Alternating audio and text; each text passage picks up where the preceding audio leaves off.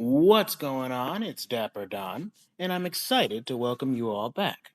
For those of you who tuned in to last week's episode, I do apologize that it wasn't the vicious debate we were all hoping for. Sometimes guests just get shy, and I am aware that the audio on that episode left a lot to be desired, too. That's why next time I have guests, which admittedly may not be for a while, it'll be a much better and more interesting experience, you'll see. But we're not going to let that tiny setback stop us from plugging along. The show must go on. That's why today we've got some riveting topics for you, but first, we obviously got to see what's in the news. So it's time once again for our first segment, What's New? Doo-doo-doo. This one is a CBS News article written by Nicole Saganga and Camilo Montoya Galvez, written on February 16th, 2025. Washington. The Trump administration on Friday moved to fire more than 400 employees at the Department of Homeland Security, the latest effort in a government wide campaign to dramatically reduce the federal workforce. You fired. Officials at DHS said they had fired hundreds of employees across several of its agencies after supervisors identified non mission critical personnel in probationary status within the nation's top cybersecurity agency known as CISA, the Federal Emergency Management Agency, and U.S. Citizenship and Immigration Services, which administers the nation's legal immigration system, among others. Over the weekend, probationary officers across DHS and multiple federal government agencies received virtually identical letters informing them that they were being terminated from their positions. Unfortunately, the agency finds that you are not fit for continued employment because your ability, knowledge, and skills do not fit the agency's current needs, and your performance has not been adequate to justify further employment at the agency. Read one letter sent to a DHS employee and obtained by CBS News. Well, I will say this. It looks like, once again, we're dealing with a second string of just like random firings from this guy. I mean, what else? What else did you expect? I mean, after all, this guy was the same type of guy who came into office last time and fired a bunch of people. That's what he's doing this time. It's always a flex, rapid fire, executive orders and firings and things of that nature to sort of flex that power. But that's nothing new. But just be on the lookout for anything from that actually affects people with a profit margin that's, in that range. Next, this is a BBC article. Trump administration's mixed messaging on foreign policy leaves world guessing by Tom Bateman, reporting from Frankfurt. I don't see it was 14 hours ago, so February 15th as of this recording. A cracked windscreen forced U.S. Secretary of State Marco Rubio into a rapid U-turn as his plane, en route to the Munich Security Conference, had to turn back an hour into the flight. America's top diplomat, his senior officials, and the traveling press returned to Andrews Air Force Base near Washington, D.C. on Thursday night. But despite the mid-air scare, the news was already firmly elsewhere. In Europe, U.S. Defense Secretary Pete Hegseth had stunned America's allies with a speech setting out what many saw as a series of concessions Ukraine would have to make to sign any peace deal with Russia brokered by President Trump. Hegseth said it was, quote, unrealistic to think Ukraine could win back its sovereign territory occupied by Russia, as was its demand for NATO membership, adding it was up to European and not US troops to keep the peace. Critics, including some Republicans in Washington, castigated the speech, saying it gave away all of Ukraine's leverage ahead of any negotiations. It was, they argued, a U.S. capitulation to Russian President Vladimir Putin. It's certainly an innovative approach to a negotiation to make very major concessions even before they have started, said former Swedish Prime Minister Carl Bildt, who co-chairs the European Council on Foreign Relation, a think tank. So, I, yeah, well, Trump is in bed with Putin. We already knew this. And, the previous America Ukraine, partnership may in fact be in danger here just because of the fact that Trump's in bed with Putin. I know this, everybody knows this. This is no surprise to anyone. Everything he's doing now is literally the stuff that people memed on him about when he first became president, when he was campaigning for president, but nobody wanted to listen. So, this is your guy. And now in medicinal news, this is an article by WashU Medicine. Study identifies benefits, risks linked to popular weight loss drugs by Christina Sauer-Wayne, January 20th, 2025. GLP-1 medications tied to decreased risk of dementia, addiction, increased risk of kidney, pancreas, and gastrointestinal problems. People describe the popular GLP-1 weight loss drugs, such as Ozempic and Mounjaro, may experience benefits such as increased cognitive and behavioral health, according to scientists at WashU Medicine and the Veterans Affairs St. Louis healthcare system. But users of the injection medications may also face increased risks for pancreatitis and kidney conditions, among other illnesses. Demand for weight loss medications sold under brand names such as Ozempic and Wegovy continues to surge, with a recent study reporting 1 in 8 Americans has taken or is currently using the drugs to treat diabetes, heart disease, or obesity. Formally, these drugs are known as glucagon like peptide 1 receptor antagonists and include Mounjaro and Zepbound.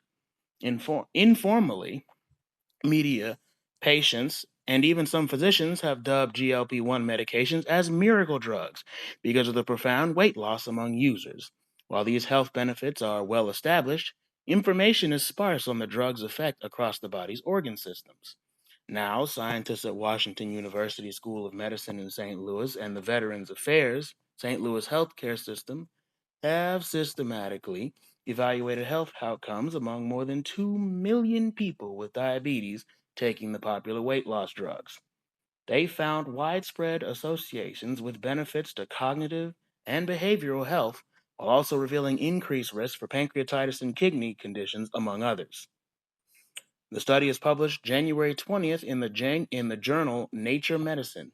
Given the drug's newness and skyrocketing popularity, it is important to systematically examine their effects on all body systems, leaving no stone unturned to understand what they do and what they don't do, said the study's senior author Ziad Al-Alai, MD, a clinical what does that say? Epidemiologist. Okay, freaking names, I swear to God, and nephrologist who treats patients at the WashU Medicine affiliated with John J. Cochran Veterans Hospital in St. Louis. So, just be careful with these diet drugs. Be careful using them as miracle weight loss drugs, and be careful getting prescribed them just because you're a little overweight. Diet and exercise has and always will work way better than any of these drugs can, anyways. Don't put yourself in danger trying to get a quick fix. Do not. But that concludes what's new. And so now we're going to dive into the fun stuff.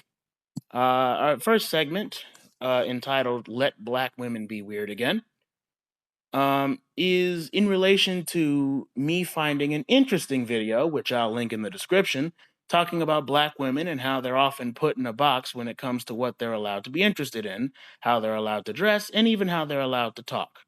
The woman in the video explains how oftentimes society doesn't give black women the grace to be into things like K-pop, sci-fi, cartoons, anime, goth, scene, video games, cosplay, etc. She goes into how this feeds into the narrative that black women are supposed to be loud, extroverted, ghetto, aggressive, ignorant, rude, standoffish, and averse to such nerdy pursuits. She says black women aren't even allowed to be quiet or reserved. They get accused of being rude or having a, quote, attitude, which is admittedly an accusation that has become so vague that I don't even know why we still use it. She highlights how white folks often are allowed to join whatever fandoms they want, be however weird they want, and engage in whatever interests they want without stigma. Yet black women are expected to fit into an inescapable box of social convention. It's a very good video, and I highly recommend y'all give it a watch and give that lady some support. But as far as what I think of the video, I'd say she's right on the money. I can't tell you how many times I've seen black girls who don't fit the stereotype be picked on, outcasted, and otherwise disrespected when I was growing up. For years, I didn't even know black women could even be into anime and cosplay and gamer culture. I literally just had a black woman friend of mine reveal to me that she'd been into Sonic for a while.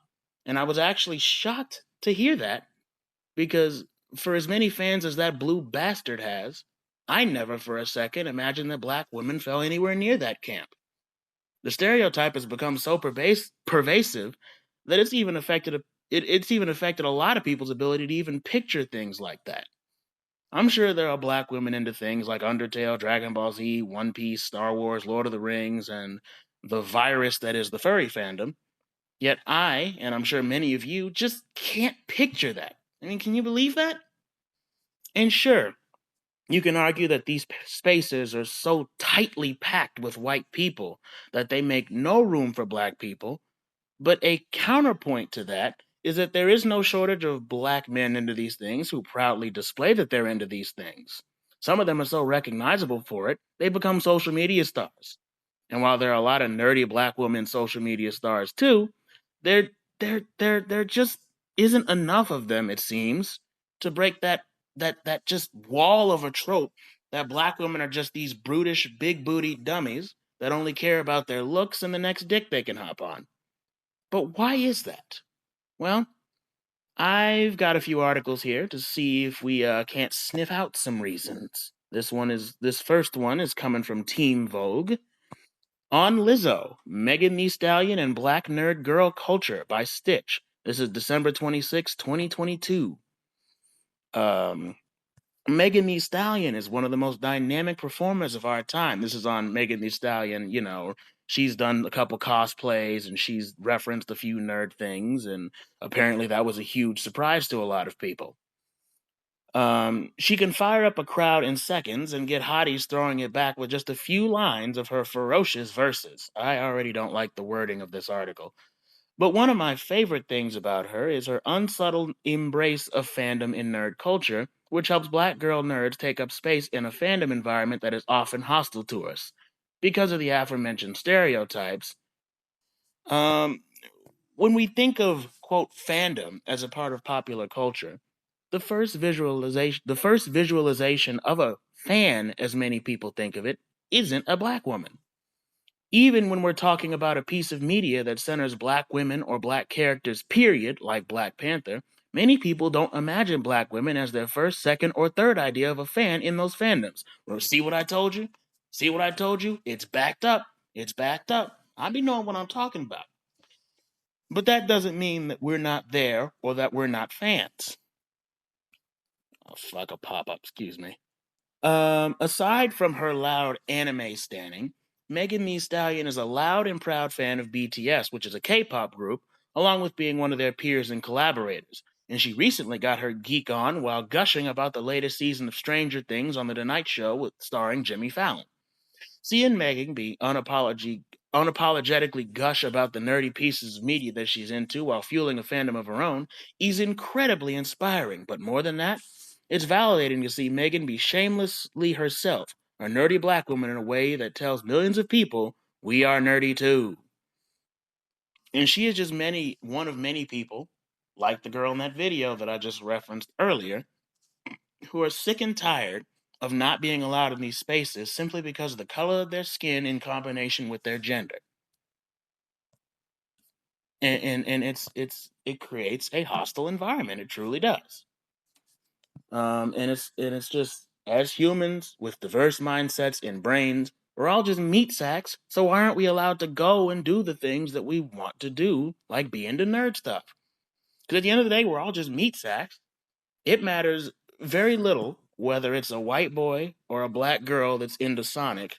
They're just two people into Sonic. It should not be the black girl can't be into Sonic because it's weird and if she talks a certain way, yeah, it's stupid.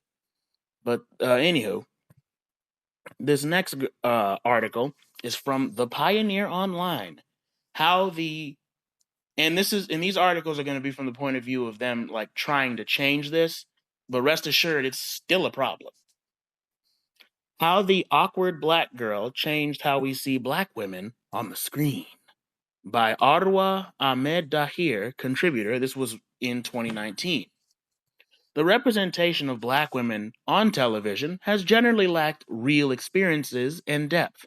Typically, the images of black women adhere to racial tropes. These stereotypes, can't talk today apparently, include Jezebel, Sapphire, Mammy, and the matriarch, which are heavily imposed on black women. There's no nerd in there. There's no sciences in there. There's no intelligence in there. It's all about being spunky and being ready to cook and beat people, and it's all played out. However, over the past few years, we've witnessed a major cultural phenomenon in the way that black women are represented on the screen through the forthcoming of the new character, the awkward black girl. The ABG gave black women the capacity to envision themselves outside of that restrictive Jezebel Sapphire Mammy binary. The Misadventures of Awkward Black Girl is a comedy web series that debuted in February 2011, following the chronicles and life of Jay, a young black woman based in Los Angeles. Issa Rae, the creator of the award-winning YouTube series MABG, has since blossomed from her humble beginnings and went on to create, starring, and directing her own HBO series, Insecure. Ray has made history in 2019, creating the first sketch series comprised of black female actors and writers in the new HBO series, The Black Lady Sketch Show. Most notably, the show Insecure provides an important outlook into black women's implicit sense of control over their sexuality and womanhood, which is contrary to the racial stereotype of Jezebel, who is characterized to be lascivious and promiscuous by nature. The Jezebel is a racial stereotype that was used during slavery to rationalize and legitimize the unconsensual activity done to black women. Professor of African American Studies at San Jose State University, Leah T. Gaines, describes how early stereotypes have contributed to shaping the attitudes that are directed towards black women in society. And the problem is that these stereotypes came down from massa and are being perpetuated by us in the media that we create and in how we treat our children, how we treat our peers, and how we treat anybody around us who's black and isn't typical. It's like we fought for our freedom and then we put ourselves in chains. It doesn't make any sense to me. What some people say, the article goes on, is that Jezebel is a way for people to get away with sexualizing black women, and historically a way to say black women can't be SA'd because they're always interested in sex. Similar parallels can be drawn in today's society to the way black girls and women are perceived to be less innocent and in need of less protection than white women because they're all tough and aggressive and rude. We can see how readily we protect white women versus black women. One of the reasons it is believed R&B singer R. Kelly is getting away with these allegations is because the victims are black, Gaines said, which is a very interesting angle that I hadn't even considered. Ray's rise to stardom is an important reminder of how black creators can use other media outlets to challenge and essentially contradict the images, codes, and stereotypes that have long misrepresented them. And I even want to bring up how you can even see this in cartoons. Remember the old cartoons from the early 2000s with the oh no you didn't black girl or and every white character always had that spunky friend that always for whatever reason could only give advice on romance but was dumb about everything else, never participated in the adventures, and just always stayed to the sidelines. Yeah, there were a few cartoons that broke this mold, but for the most part, you ran into that in every cartoon and it was all over the media. And that kind of contributed to that. So what? Black girls can't be adventurous? Black girls can't know what's going on? Black girls can't be scientists? It's like these stereotypes have really become pervasive. They have invaded our minds. And the last article that I want to look at is something on from the New York Times, The Black Nerds Redefining the Culture. Give me 1 second because it's making me log in, which makes me really mad, makes me want to go on a rampage. It really does.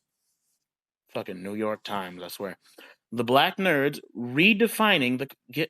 No, I'm not going to subscribe. Oh, my fucking God. All right, well, then we're not using that article. Are we? Wait, hold on. Yeah, I guess we're just not using that article. Fuck. Well, okay, first, small rant. Why do they make you subscribe to get news when you can get news for free? I don't get it. I don't get it. Literally, that's the business with the highest level of competition. And you mean I gotta subscribe to you to get this? Ugh. I'm not paying monthly for something that I can get for free elsewhere. This is the problem with shit like OnlyFans and dating sites. It's like, I could just get this shit for free. The fuck? All right, well, let's see if Daily News will try to charge me. Okay. Comic-Con 2017. This is a Los Angeles Daily News article. Please don't pop up anything to charge me. There we go. Okay. Comic-Con 2017. Black Nerds, or Blurds, describe the challenge of diversity in geek culture by Beatriz E. Valenzuela. This was written on August 28, 2017. Growing up in South Central Los Angeles was not easy. It was especially challenging for Brandon Jackson and his brother. Everyone was trying to be hard, and here we were, laughed Jackson, a Navy corpsman with 21 years service who grew up in the troubled section of Los Angeles in the 1990s, and who currently lives in Murrieta. They used to call me Urkel, and not in an endearing way either. A self-described blurred, or black nerd, Jackson loved comic books, pop culture, and Star Wars. Star Wars? Although nerdy fans of color are nothing new, the term has become much more visible in the mainstream lately, especially with so many black superhero characters, including Black Panther, War Machine, the Falcon, and Black Lightning, stepping into the limelight. As a young man, Jackson didn't fit in. Gangsta rap was popular, and enjoying anything geeky was perceived as being soft. Now, this is from the man perspective, but this is just the purpose of this. Me reading this article is to show you that this stereotype has been pervasive and exists all over the entire black community. And with black women often enduring harsher social stigmas than black men, you can only imagine how bad it is if it's this bad for black men. Jackson and other nerds of color have battled against the long-held stereotype that comics were mainly the realm of square white males. That's not hard to understand considering the first mainstream black superhero, Black Panther, was introduced in 1966, nearly 3 decades after Marvel Comics launched its inaugural issue in 1939. And as I said, before I even got to this part of the article, they literally are saying black women face twice the scrutiny. Man, I'm just on this shit today. I'm just on this shit. I literally just said that black women face worse scrutiny than men, and the article comes up like 2 seconds later saying the same thing. I'm a genius. I am a genius. I know. I know. Sometimes, it's okay. Not everyone can be as smart as me. But moving on. Black women face twice the scrutiny. A lot of folks have an idea of what a nerd is, and it's what they look like. It's that they look like a white dude. Jamie Broadnax, founder of the blog Black Girl Nerds, said it's evolved. Launched in 2012 after Broadnax found herself in the odd situation of finding no search results after Googling the words Black Girl Nerd, her blog explores what it's like to not only be a blurred, but a female blurred. We can find another term for this, right? I mean, it doesn't have to be blurred. We can find another. I mean, we can. Come on. There's another term. We have to find another term. Blurred sounds like something you say when you're throwing up. Blurred. Come on. We can find something better than this. Her website and podcast caught the attention of others in the industry, and Broadnax was a guest on 2 panels at this year's Comic-Con International in San Diego. Along with fighting racially charged stereotypes, female blurds also face additional hurdles and scrutiny when it comes to their love of comic and pop culture. We get geek checked a lot, she said, explaining that this is when a fan, usually female, is quizzed about her knowledge because you can't know what you're talking about because you're a girl. There is an underlying underbelly of misogyny and racism in this fandom, even when we see new shows like Star Trek, she said, noting The Walking Dead alum Sonequa Martin Green had to address racist comments after it was announced that she would be the first black woman to head a Star Trek series, Star Trek Discovery. Martin Green shut down her detractors in an interview with Entertainment Weekly, where she pointed out Gene Roddenberry's original series was meant to showcase a multicultural and multi-species crew working together. Star Trek is literally one of the most liberal space series out there, and black women are still getting racist comments for daring to star in it. Oh. And the article goes on to say, nerd geek stereotypes can help bolster negative perception. Although there have been strides made in mainstream media to show more people of color in television and film, some of the most successful are still mainly populated by white actors, including the extremely popular television series about being a geek, The Big Bang Theory, which has a damn near all-white cast, except for the side characters. And might I add, The Big Bang Theory is a very, very interesting show, but it's only interesting to people who are that deep of a nerd and white. So I don't know.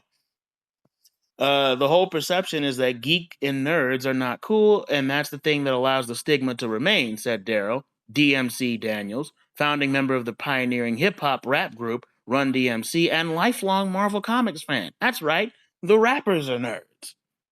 Literally, if you look hard enough, you can find a black nerd in every industry. But we're in hiding because of how much stigma we face on a daily basis. But yes, we are going to move on from that article. So, we're seeing that society in general has made it hard for black nerds to exist for a very long time, going back decades, going back to the 60s. But I think perhaps the ones keeping this stereotype going more than any white power structure are our own people. You want to know the main ones I saw picking on black nerds of both the male and female persuasion? Black men and black women, old and young. Everyone from our friends to our teachers to even our fucking friends grabbed us by the throat and said, you fall in line and do this. You're supposed to be into this. Act this way and be this tough. And perhaps the most famous of these, talk this way. If you don't talk like this, you're talking white. And by the way, what even is talking white? So already we've devalued ourselves by saying that the higher realms of vocabulary are only reserved for white people. Congratulations, we fought for all this freedom only to go back 6 fucking steps. That's great. That's great. Let's keep doing that, why don't we? If y'all want to go ahead and chain me up and have me picking cotton, I'll only do it for a black-owned cotton plantation. So go ahead, let's do that. Let's go back all the way, why don't we? And just have it be black people doing it. Like that's the level we're on here sometimes. And we do see more and more black men and women afraid to even remotely engage a more calm, bookish side of themselves because of what they've been taught by other black people who were made to be afraid of engaging their nerdy side. So it's a cycle. Oppressed nerd oppresses nerd. So what are we doing? I mean, just based on my experience coming up in the early 2000s, there were times when my own people resorted to physical violence and verbal abuse to try and get me back in line because I was acting weird for showing even a little nerdy interest. This was mainly at school and shit, where if you stick out, you get hammered down. So I can only imagine what black women who, as we've already discovered, experience a harsher set of stereotypes and expectations than their male counterparts were going through. And so, with all that in mind, I just want to pose a question to you. Literally, what the fuck was the point in fighting for all that freedom if we aren't even allowing ourselves to use it? So we defeated those dastardly white devils. But then we went and did the same things they were doing to ourselves. Make that make sense. Nigger woman can't be smart. Nigger woman can't read. Nigger woman can't be nerd. Nigger woman must fall in line. Nigger woman must be pretty and mean with no redeeming qualities. And then it doesn't help that some of the most famous black women that have come out in the last decade have only become famous because they've become modern day Aunt Jemimas. Yeah, that's right, I'm saying it, and I'm saying Aunt Jemimas in the term of completely embodying the stereotypes that are faced at the time. Where black women back then were supposed to be submissive, a little sassy, and always ready with a plate of food or a belt for her 50 children. Now it's all about shaking ass, jumping from man to man, rapping, and being loud and obnoxiously aggressive. And we've once again fallen right into the trap. So, I mean, I know a lot of people say ignorance is bliss and to just let people live their lives and it makes them money, so why should they stop? But, I mean, it's annoying. It's why it should stop. It's getting ridiculous just seeing the same thing over and over and over and over and over again. Let black women be weird again. I say we start that fucking movement. I say we get some events going. I say we cause a stir about this. Let black women be weird again. Because I don't want to be the only weirdo here. But anywho, it's about time we close out this segment and move on to our next segment, and that is things men do to creep out women. Now, I don't remember if I've ever said this before on the show or not, but I have said this many times to friends in private. Men just don't realize how fucking creepy they can come off at times. But I will admit that I didn't exactly hold that sentiment growing up. See, despite being raised in a damn near single-parent home, through friends and other male figures in my life, I often was bombarded with the male perspective on relationship issues and marriage and approaching a woman and all that stuff. So I came to have way less empathy than I should, for quite a long time, for the female perspective on these things. Oftentimes, I'd be fed the same things. Women are all stuck up, women are bitchy, women are overly emotional, yada yada yada. But it wasn't until I started hanging around more women as I got older and started to branch out that I realized that men are part of the problem too. They may not be the full problem, but they're at least 30% of the problem. Because I've been told many times since then that a woman's attraction to a man is primarily driven by how secure she feels with that man. So if a woman is put off by your presence, actions, or even your overall vibe, it doesn't matter how attractive you think you are, or how much you hit the gym, or even how much is in your bank account sometimes. She's going to try her level best to not give you the time of day. And if you're already in a relationship and you start stressing and freaking your woman out, expect her to start avoiding you, nagging you, or jumping ship. That's why recently I've been researching things that men do that creep women out. And in my research, I found these enlightening articles. This first one is from AskMen.com. Fingers crossed that they don't charge me or suddenly make me log in. Okay, we're good. Ways Men Creep Women Out. Written in January 15th, 2019 by an Alex Manley. Every woman has a story about a guy creeping her out. Literally every one. You can ask your female friends right now, and she will tell you that she had that about 50 times where that's happened. More than likely, she's got several. If you don't believe it, just ask a woman. Ask any woman. It's a weird dynamic because in some cases, guys tend not to be creeped out by women as much or at all. For me, I've been creeped out by both. One time I was sitting on 38th Street and a woman with like a mustache that was more thick than mine. I don't even know how that's possible. And a haircut like that was better than mine. I don't even know. She just approached me and was like, "Where your girlfriend at?" and just started trying to hit on me. And I started to like that weird slimy feeling that you get like that just resonates at the back of your neck. Yeah. So I mean, we can be creeped out by women, but yeah, I don't know how that's possible. To this day, I should have asked her what her secret was to get her mustache so perfect. But anyways, the truth is that a lot of the time, a man's interaction with a woman can come off as weird without him realizing it.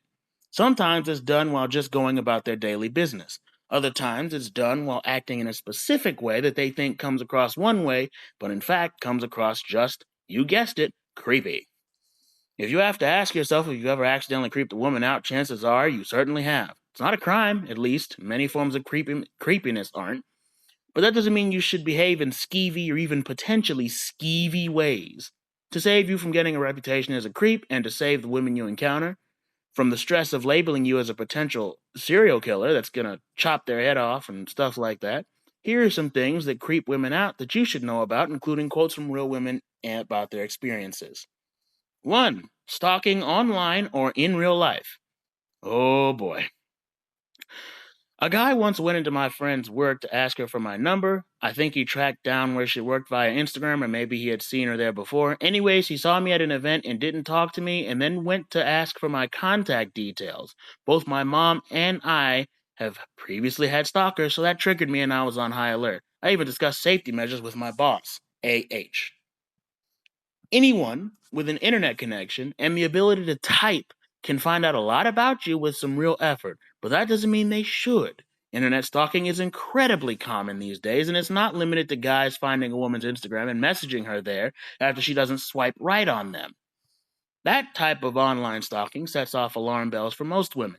It's not romantic, it doesn't help your chances, and if you find yourself doing it, back off and give yourself and your internet connection a timeout. Definitely don't message the woman to let her know all the things you found out.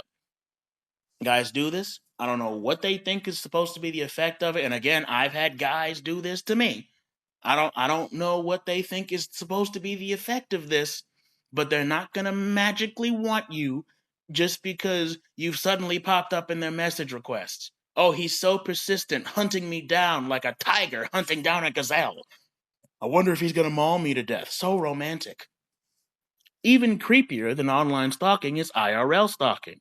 While most women would be uncomfortable just finding out you've been spying on them, jumping from checking out their social media to trying to find out where they work or live is incredibly terrifying.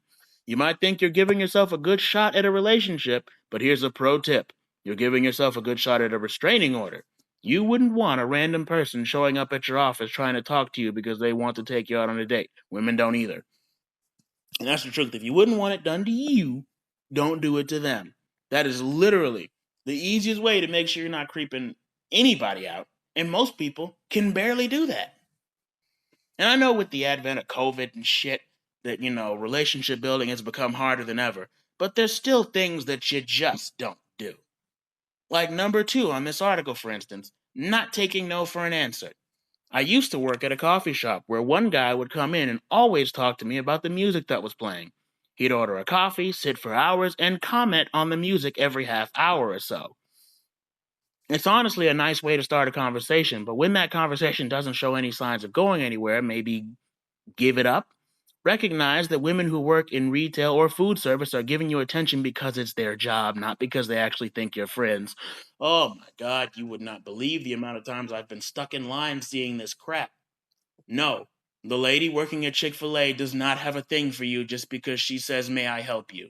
No, the lady working at Chipotle does not want to fuck you just because she's asking you what you want on your burrito.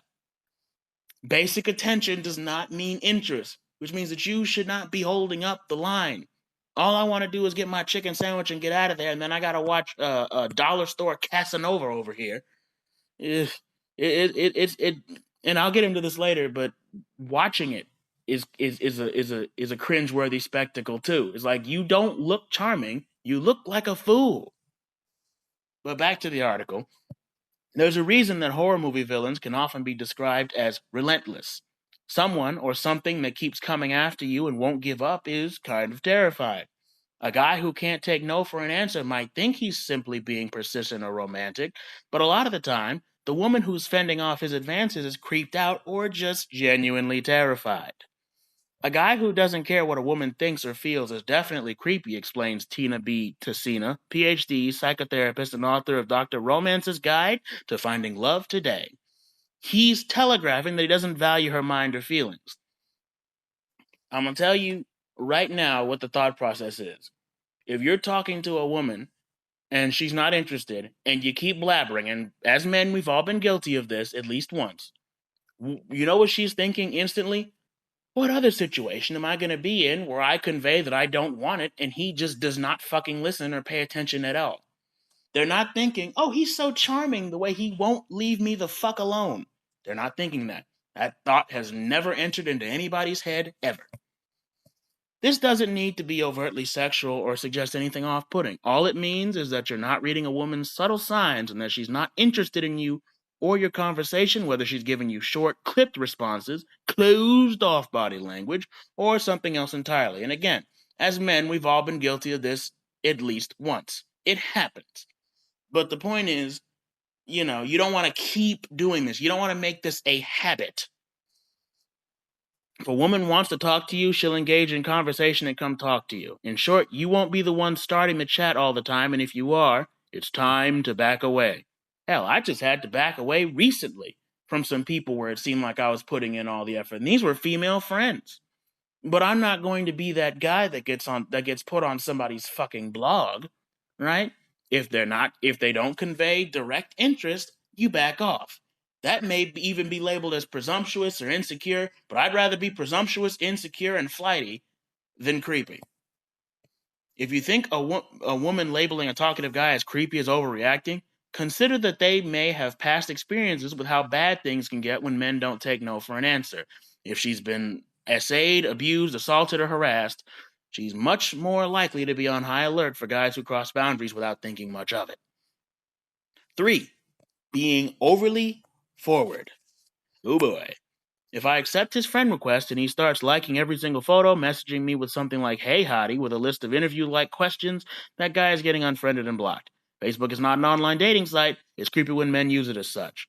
And, Facebook has Facebook dating, but even then, it's still not a dating site, because Facebook dating is terrible.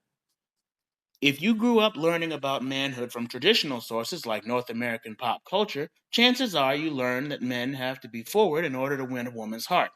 If you sit back, she'll never come to you. Not only is that not true anymore in a dating climate, that's a two-way street. It's also a recipe for seriously creeping women out.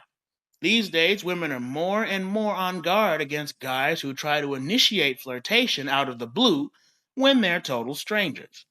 Naive girls can be taken in by a smooth talker who is very flattering and takes charge, but more experienced women can find this suspicious or creepy. Tessina explains, a too polished man is playing a role and not being himself. Coming off as creepy, gross, or too sexual too fast is a one-way ticket to being blocked. If you really cared about her as a person and weren't just attracted to her looks, you'd recognize how she feels about you is just as important as how you feel about her. It's important to approach your interactions in a way that foregrounds her comfort rather than your arousal. And I'll let y'all read the rest of the article. That's the point of me linking them in the description. But essentially, there are lists out there of things that men do that are extremely off-putting. And they're very in detail because women experience this all the time. It's why the dating environment is so fucked up. I suppose, let me see. We've got time for one or two more articles. 5 subtle things men do that women find creepy. Probably not going to read all of this one either, because these things get long.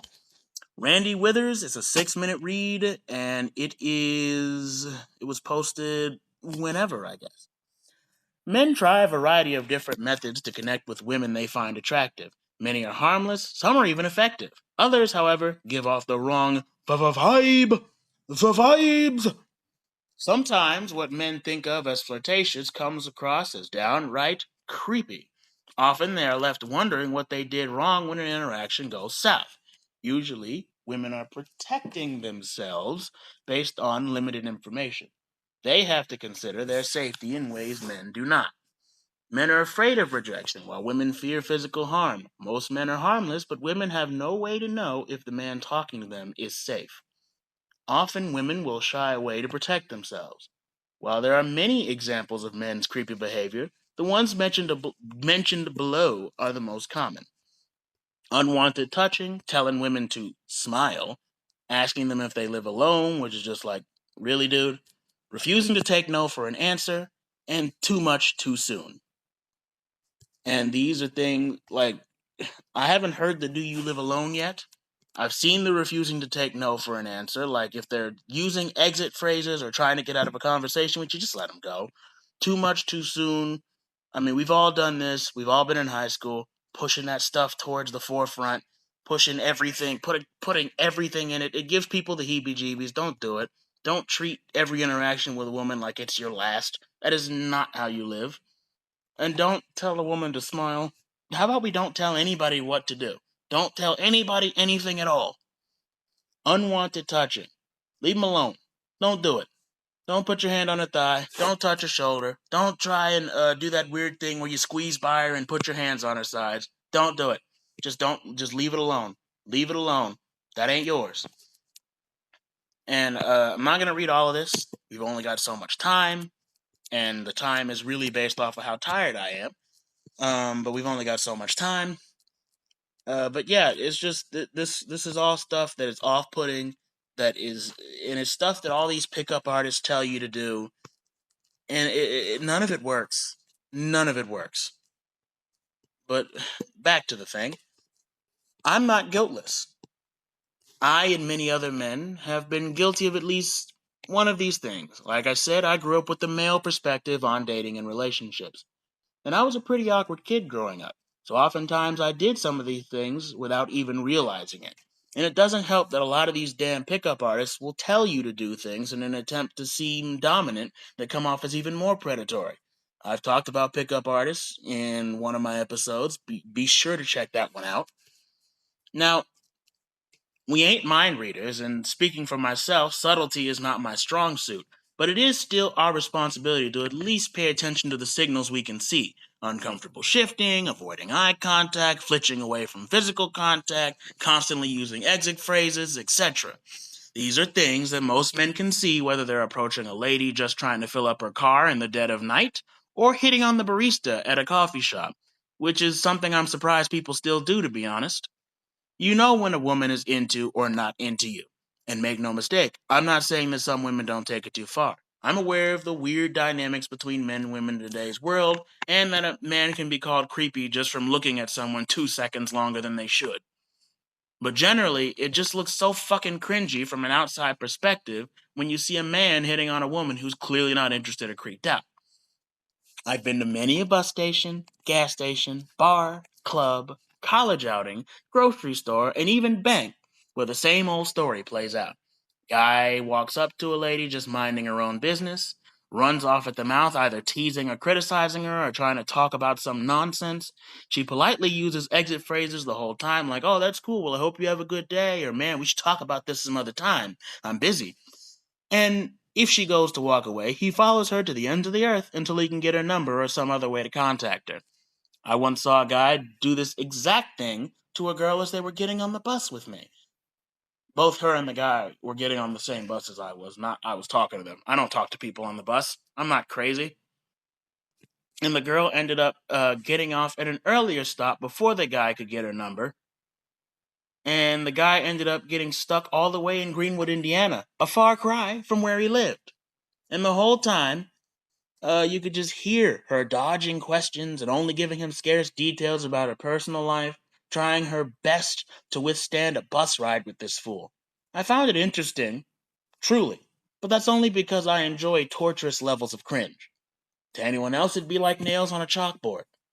And the worst part is that men, especially bigger or older ones, often present more of a physical threat. So for a lot of young to middle-aged women, telling them to fuck off is a huge risk because you can never truly predict how someone is going to react. So putting up with your nonsense is how most women can guarantee you're not gonna fucking chop their head off or try to throw them in the back of a van until you get bored and go off to bug someone else.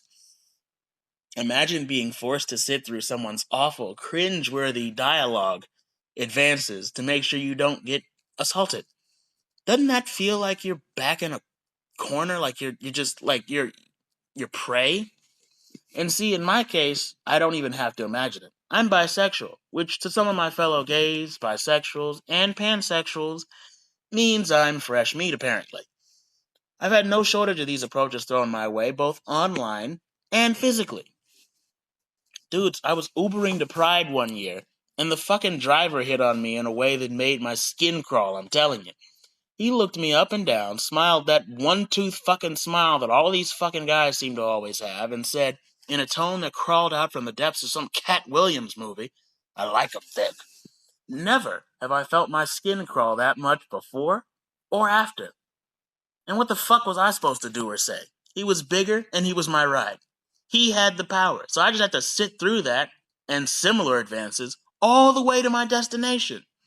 I was effectively cornered and forced to converse in this weird in-between spot of not talking too much to convey interest and not talking too little to show my disinterest or risk a threat to my safety and well-being.